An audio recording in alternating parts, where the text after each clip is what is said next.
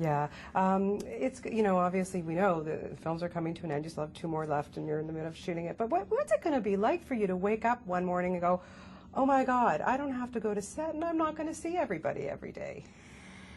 The thing is, I just don't ever, I don't believe it. I just don't ever feel like it's ever going to be over. And I think it's going to live on through, new generations of children will keep reading the books, watching the films.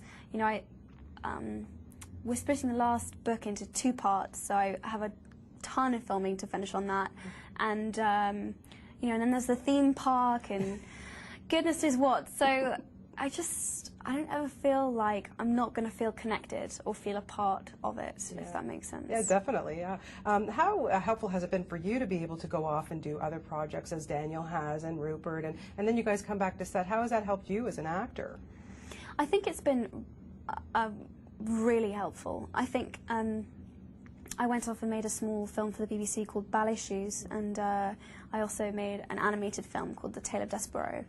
And, even though they were small projects, just going away, doing something different, I learned so much. And I think the filmmakers really saw a difference in my performance because they really thought that I'd taken something away and I'd learned something. So that was really rewarding, and I'm really glad that I went and did different things. Yeah. Does it still amaze you after all this time, when you go to premieres in London, like where thousands of fans are standing there in the pouring rain, just to get a glimpse, and of course here in New York last night, and does it, do you still like, wow?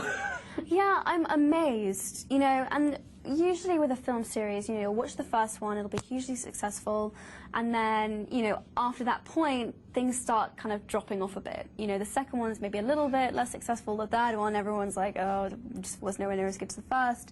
But with Harry Potter, they just seem to keep getting bigger and better every single time, and I keep thinking that's impossible, but it seems to keep happening, and it's so exciting. It just seems to gain more momentum, and I think we're reaching an older audience now as well than we ever were before, so our audience is even bigger, and it's just mad, really.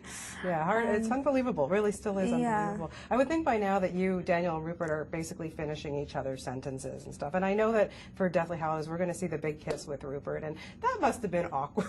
I don't know. It was bloody awkward. I don't know what to tell you. It was very, very strange.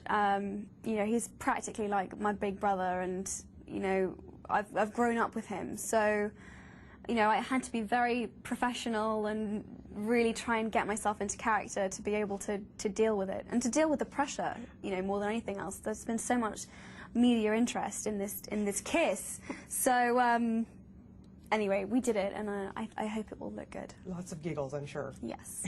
Well, I can't wait, and you're fantastic in this as always. Thank you so much. Thank you so much. Always lovely to talk to you.